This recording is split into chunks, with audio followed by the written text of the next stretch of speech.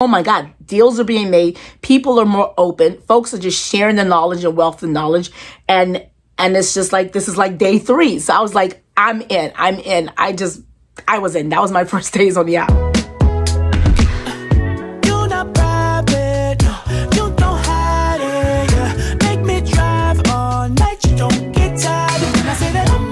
Hi, it's JJ Gat. Welcome back to my channel. So today I am taking you inside my first month on Clubhouse app, which is the latest social media platform. It's an audio only platform. And if you stay tuned to the end and you haven't already signed up for Clubhouse, I'll let you know on a side door entry to skip the wait list, because there is a wait list. It's invite only. And then also, if you stay tuned to the end and you are already in, I'll share with you my tips and tricks on growing really fast and quickly on that app, and how to establish connections, gain some following, gain some influence, and actually monetize it, as I did within the first month. Stay tuned. I would describe Clubhouse similar to a large convention, but like a large convention inside of a convention. So one mega convention, but inside that mega convention, there are many conventions on different topics. And each hallway has different topics related to each different convention. So let's say there's a hairstylist convention, there's a digital marketer convention, there's a real estate convention, there's a convention for politicians, people interested in politics and empowering people. There's also a convention on YouTubers. There's a convention on Instagrammers, conditional influencers. So various different hallways, and down these hallways, different people on the stages. You have the biggest names of your industry giving away information, sharing their insights, talking about their experiences, and you are in there firstly taking notes because you want to get the most out of this convention. The best thing about the app is that it's totally free. So you're getting all this information from these big names who are just pouring into you and pouring all this information, and you don't have to pay a dime. So the way it works is that everyone is equal for the most part. However, anyone can start a room. So we need these rooms that I mentioned at the convention. You can go in there and name your room, and you become make yourself the moderator and bring on co-moderators, right? So that's how it is. When you go inside, you have the room, and you have the person who created the room, and then you have these moderators. So inside the front row of the rooms, if anyone who the moderators or the speakers, whether they're one of the moderators or just happen to be on the stage at the time because they're one of the speakers, the front row is reserved for the people they follow, essentially their connections, folks that they just deemed that I want to follow these people. Then after the front VIP row, you have everyone else, right?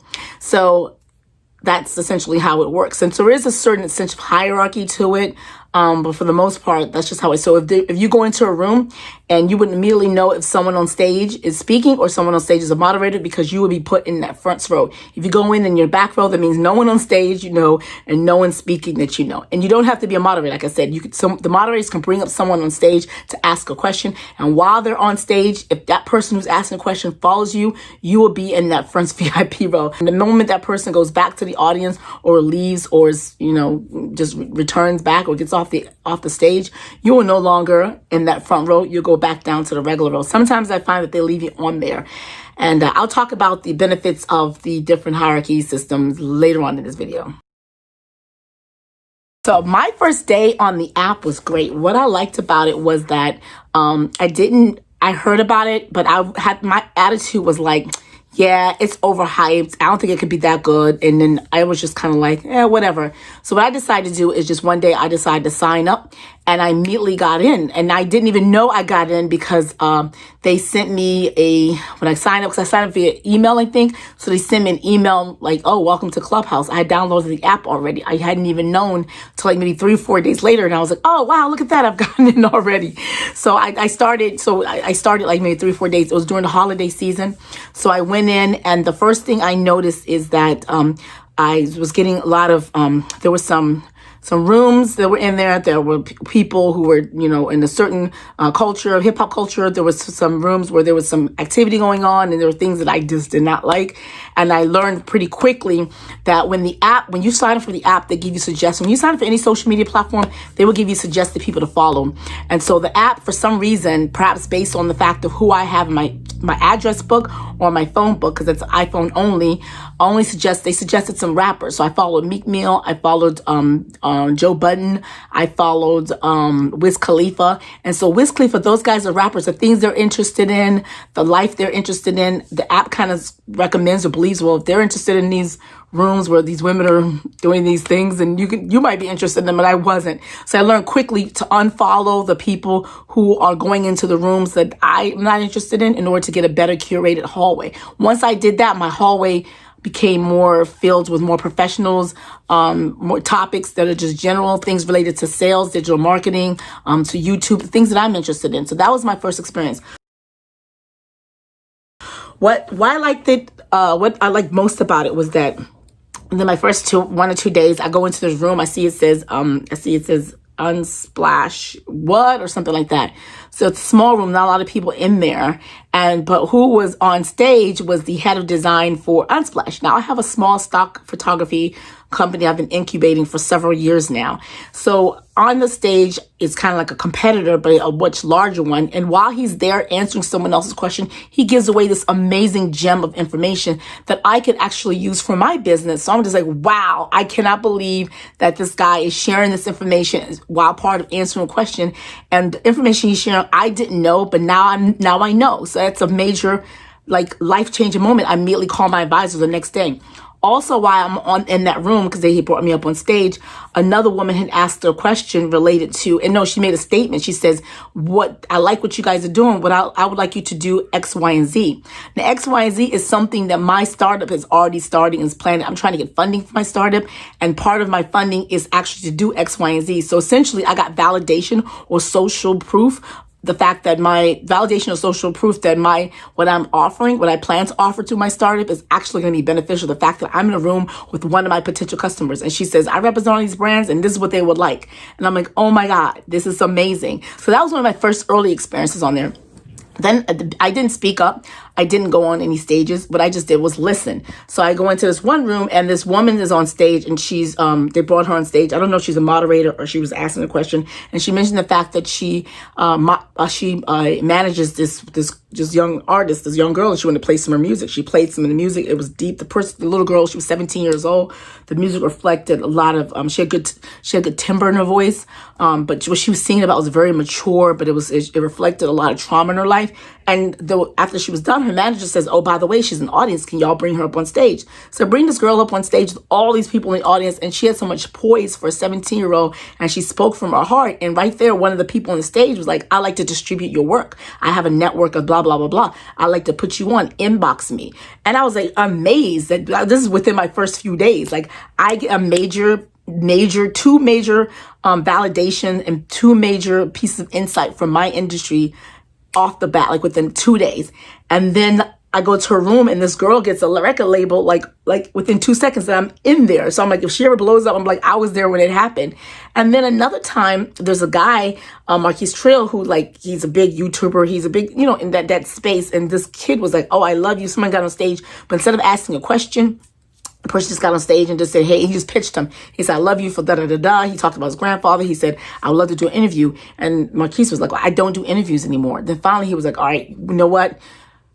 Clubhouse, go ahead, shoot your shot. And so then the kid just kept pitching himself. And then everyone else in the room, all the other co-moderators were like, kid, he's telling you to ask some questions now. So luckily, this is about preparation, always being prepared. He had those questions out there. So all he had to do was he had his questions that he was like, if this guy gives me a shot, if he gives me an instant interview, I'm going to have my questions. So he was able to quickly ask really good questions. And the person who he asked the question to answered the question and said, you know what? I don't want to take more space or time because this room isn't about me. DM me the rest of your questions, I'll answer it. And so he got an exclusive interview with someone who doesn't give interviews and hasn't given interviews for years. So I was sold immediately. I was like, oh my God, deals are being made. People are more open. Folks are just sharing the knowledge and wealth of knowledge. And it's just like, this is like day 3. So I was like, I'm in. I was in. That was my first days on the app. So how have I grown in the app? So since then, I've moderated a lot of rooms. My sister and I decided to start a weekly series where we do channel audits. We do YouTube banner and thumbnail audits, and then just general channel audits to rising YouTubers like ourselves who have anywhere between like zero, maybe not zero, let's say 7 to like 1,000 subscribers or a little bit more. And so we love it. So I've grown that. I've also grown a following because not only do I do my own, so whenever you host a room, especially if you host a room where you're giving value, people love you for that and people want to reward you by following you. And also, if they follow you, you have the ability to ping them in rooms. So if I go to another room that's usually, like this morning I was in a room or this afternoon and there were big YouTubers in there. So I was able to go into the people who follow me and search YouTube. And so everyone I know who's following me, who has YouTube in their bio, it showed up. So I just pinged them all in a room like this is something valuable. So I wouldn't be able to ping them in the room if they weren't following me. So that's the benefit of following someone who you think has space or who's doing things on the app.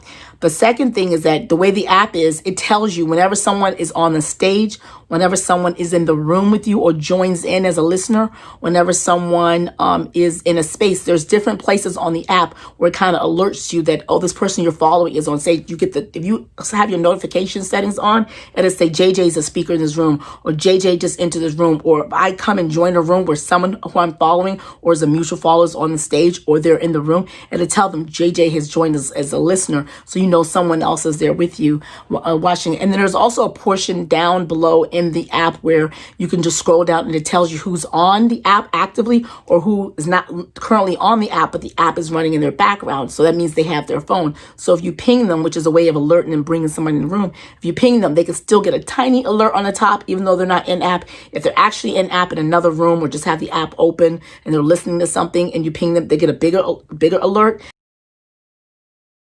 See big figures. One time I was in a room and there was a guy who had 1 billion YouTube followers. This guy had 1 billion people following him. At that time, I think I had maybe 300 or 400 maybe followers at the time. And he said had something like 100. So here he is, a big influential person in a room in the audience. They kept trying to bring him on stage. He was a newbie because when your first week on there, there's a little icon that looks like a popper, a celebration popper that's attached to your profile. But that popper disappears after 7 days. So he had his popper still on. Meanwhile, my popper's off. I've been serving. People have been following me, and I have much more influence than him inside the app. Essentially, the 1 billion people on the outside, he can't just tell people on YouTube, say, hey, I'm now in Clubhouse, follow me over there. Or like you can, if you're on YouTube and you go join Instagram for the first time, you can tell all your YouTubers, hey, come over to Instagram. If you're a big person on Instagram and you're going to Twitter, you can tell all your Instagram people, hey, I just created a new Twitter handle, follow me over there. And they're just going to run and go follow you over there. But on Clubhouse, that's not an option because not one, it's only iPhone only, and 2, you need to have an invitation and they're trickling in because it's in beta mode. So you don't have the opportunity to just carry over your fan base. So essentially, it's a great equalizer. That's what I called it, because even if someone's big on the outside, you have to start from scratch on the inside. A lot of major like actors and people who have established names on the real world, when they get in Clubhouse, they have like very few followings and they're just like, they don't really have much of a presence. And that's because people don't know that they're there, or the app isn't, sometimes the app does have them as suggested, or they just don't have a visibility on there.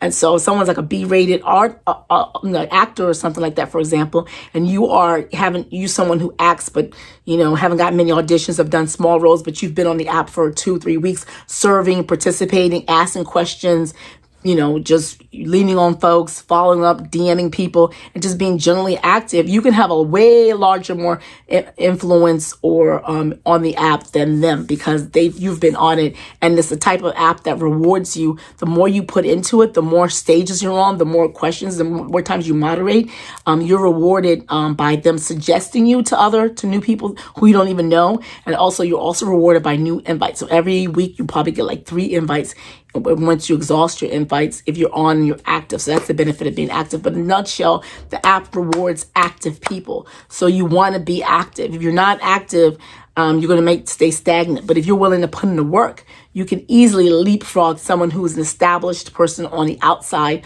in Clubhouse app, because it's characterized and is built that way, where it rewards conversations, immersive conversations, and just intense, deep giving of yourself to the community. So the more you put in the community, the more the community gives back to you. So there's all types of content on there. Any given moment. And also, like I said, it depends on who you follow. So at one point, it was filled with a lot of, the hallway was filled with, it was going down the rabbit hole. It was only people who had my same race pitching passive income sort of systems. And it was like, that's not really what I'm interested in. So what I did was I found a room, or I found someone who was doing tech. So I followed a few tech guys, tech bros. When I followed tech bros, I went down my hallway after, like, you know, you can refresh it, was filled with all these tech related big rooms and small rooms. But the demographics of the people on the tech stages look nothing like the rooms I was saying before. So it's possible that you can have two different people who join the app the same day, and they can have access to and get into rooms and attend sessions that's vastly different, like on the polar opposites from someone who enters the first day. Like I brought on someone who is into who's like sort of like follows the pastors, into community building, into support and uplifting a certain colleges and universities. And when, you know, some of the rooms that I was telling him that I'm seeing, he didn't see them because that wasn't his experience. Because in his phone book and who he's following, they're not into that sort of stuff. And so it was more a pious experience for him compared to my experience or first on the app. So, but you see meditations. I mean, they have morning meditations. They have music apps. They have working. Like I belong to the Writers Room Club, and I'll tell you about clubs in a second, where people just take some time off and write. There's the Pomodoro productivity technique that says you take 20 minutes, chunks of time. I've talked about it before, when you just work. And I'll put a link down to my Pomodoro notebook. And so people are just doing motivation session. There's been plays. The first one was The Lion King. Since then, I've seen auditions for The Wiz, for Hamilton, for several other Dreamgirls, I think several other Broadway plays, and they're putting it on now that the Lion King has established it. So that's just the users being very, very creative. I've seen apps on, there's apps, I mean, there's rooms focused on different chronic conditions, people with ADHD, adult ADHD community, autism. There's some communities for the deaf here. There are controversial topics. Like yesterday, I was in a room related to Donald Trump losing his getting access to Twitter and all the social media platforms shutting him down because of the insurgents. You have native abuse. They have native speakers apps. I've been into a couple of rooms when the room is titled piece of Philippine language from the Philippines, and everyone's in there talking their language. So it's not for me. And yesterday there was a room for a bunch of people from Nigeria. I'm not quite sure what language it was. It looked like it was a Creole mix, but I didn't know anything was in there. But I was nosy. I wanted to see what's going on. So you have these native speaker rooms. You have rooms for realtors. You have abuse survivors. You have some drama every Friday. Today's Friday. There's some drama. I mean, you know, there's controversial topics, there's controversial things that happen in rooms, and then people talk about the stuff that happens in a room. So they talk about stuff that's in the outside world, and then also stuff controversy that happens inside the app as well. But there's a wealth of topics. It's not for any one group, and I too thought it was a quote unquote black app because all the people that I knew about it were black, and I have a lot of black friends. I'm a black person. And then when I first got in, because I was curated down that hallway, everyone I saw was black. So to me, it was a black app until I started following some other folks in some other fields that doesn't have a lot of diversity. And so the people on the stages reflected their lack of racial diversity, or there was just mainly white men on these stages. And then I followed another group. I found one night I was up late and I decided to see what was going on the other side of the world, and I toggle off trending rooms. This is my good friend Fatima. Fatima told me this hack. You toggle off that room, your hallway will open up to all these new rooms. So that's what happened. And then I saw rooms from people in India because of the names, or at least East Indians, so from maybe Sri Lanka, Bangladesh, talking. And then I saw a lot of UK rooms because it was daytime over there, even though it was night, like in the middle of the night. In East Coast United States, it was still like a working time over there. And so people were starting rooms. And so I was able to go join in rooms with a bunch of Brits. I met some Brit people. So it's a global app. It's available in the App Store. I think women have power on there. I think there's been instances where, in the corporate world and just society generally, men talk over women a lot. So I've seen a lot of efforts where women are co-moderators, and they will make sure if there's a man that's trying to speak over a woman, that they will stop and say no talking over them. I'm in a couple of rooms when that happens, when the men are just like, they can't help themselves. They just butt in because they're just used to interrupting. I'm an interrupter too. I need to stop doing that. I interrupt people. But the women would say, we don't interrupt women in this room, or we're not going to interrupt this type of woman in the room, especially on this app while we have moderators. And there, okay, they have clubs. So in addition to you being in different groups, form different clubs. So you can be a follower of a club, you just follow a club, or you can be a member of the club. The benefit of being a member of the club, if anyone wants to form a members only private room, they can do that, and it's not open to everyone's hallway. And there may be later on when they monetize the app or give opportunities for creators or owners of clubs to charge for different sessions. That's going to be one of the benefits. The members may get a discount or maybe become free or something like that. So yeah, Clubhouse addiction's a real thing. So I've been on there for 3 weeks. The first 2 weeks, I felt like I slept on there. My sister joined around the same time. She too slept with the app, woke up with the app, was in rooms all day, just everything went to the side because we were just learning so much information. There's this fear of FOMO. There's this FOMO, which is fear of missing out aspect to it. So because every time you go in there, you're learning new information. You're inside rooms with the biggest guys. One of the first weeks I went in there was Daryl Eves, who's responsible for Mr. Beast, who's one of the biggest YouTubers. He was a video strategist for him. Someone brought him on stage, and he essentially just revealed his video strategy for launching Mr. Beast into the stratosphere in terms of for YouTube. And then he was just answering questions and pouring into folks and just revealing all the insights and tips and tricks and best practice that he does. And he charges something like $2,000 per hour. But here we are on this free app getting all this information from him. So when that's your first few days or experiences on an app, of course you're going to want to be on all the time, especially when you open up the app and you go down the quote unquote hallway and it's filled with all these various different topics. And when you go into the rooms of the people on stages are the biggest names in your industry, and they're helping and they're giving advice and tips and tricks and suggestions, and they're auditing people's bios, and that's a big deal.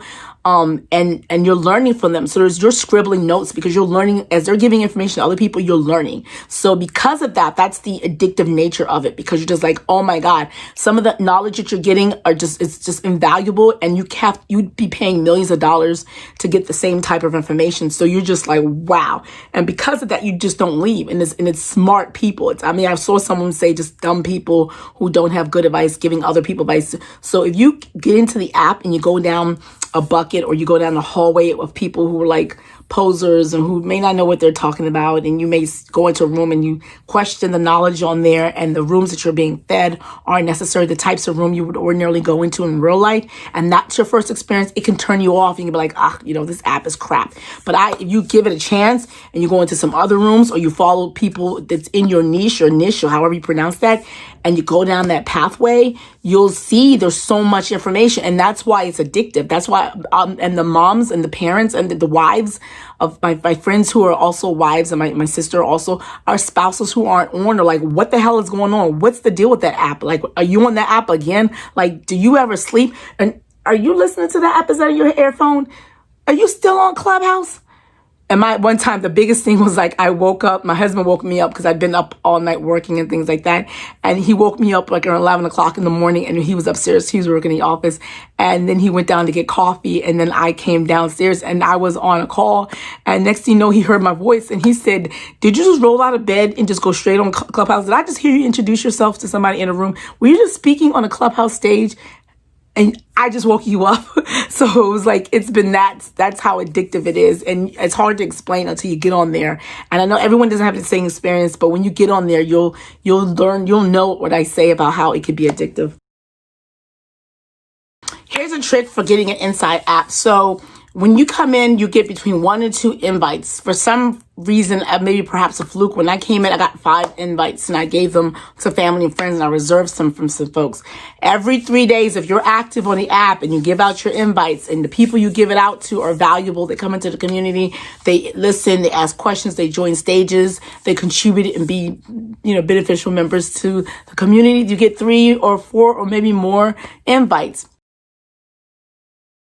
However, there is also, while I've been on there, I've let in 3 or 4 friends through the side door. The way the side door goes is if someone just learns about the app and they sign up and they sign in their email address, when you signed up, if you're already on the app, or if a friend of yours who signed up on the app there's validated or verified their status through their email. So whatever email that they use to verify the status, your email has to be in that email address. So mine is my Gmail address. Inside the address book of my email, anyone who's in that address book who applies to be on the wait list and they use the same email that they apply to join the app is also in my address book. Sometimes the app will send me an alert and say, hey, Kara just signed up for the wait list. If you click this button now, you can let her in and she can skip the wait list. So that is the side door entrance for getting in.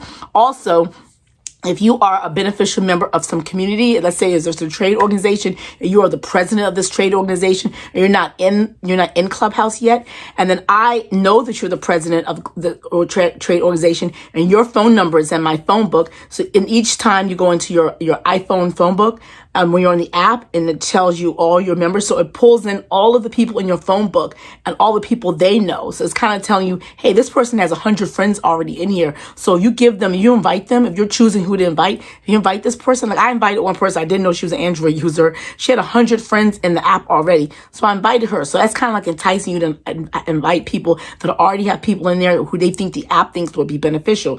Now, because I know who the person is inside my phone book, when I join a club, let's say I join this trade association or some trade industry, or I don't know, I can't make up one. Let me just make up one. Let's say artistry or something like that, or say recording artist. And I join a recording artist club, and they let me in as a member. So I'm a full-fledged member. When they let you in, you have an obligation, you have an option to nominate. So I nominate somebody who is a Grammy winner or Grammy nominated artist. She may not be on the app yet. She may be in my phone book, but I can say, here's somebody I could like to nominate. She's not on the app, but she'll be a great addition. So if it's some big star, some big person, and I'm a member of the club, and I was like, oh yeah, I would love to have that person in my club, and I give them one of my invites, or I let them in that way, so that even if that person doesn't invite, they'll get in that way. So that's 2 different ways of leapfrogging, is through the side door or through a club.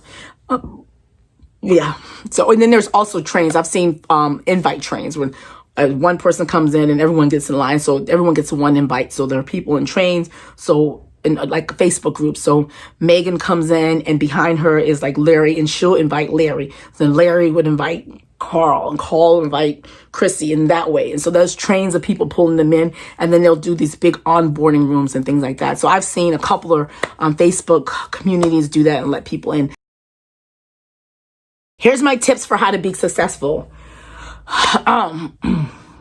First thing you do when you get in the app is get your bio popped. Essentially, Mario Armstrong does one. The We Drop Gems does one. There's several other rooms of community of people that you will go in there and they will audit your bio. They would tell you, okay, you find your tribe. This is what your bio should look like. These are what the first 3 lines should be. Here's how you use emojis. Here's how you space out. And then they'll go outside to your Instagram and they'll critique your Instagram, because Instagram is a big way. Instagram and Twitter is how people can connect with you outside, but most people do Instagram. And so when someone says connect with me, that usually means click through the Instagram and go into the DMs and connect with them that way and ask questions. So that's how people are connecting outside the app, because there's no DM functionality. However, you could start a private room, and I've had some people start private rooms with me to discuss something and say, oh, I want to follow up. Can I jump in a private room with you? And they'll pull me in the private room and they'll pitch, or they'll say something, or they'll say, oh, I gave da da da da da.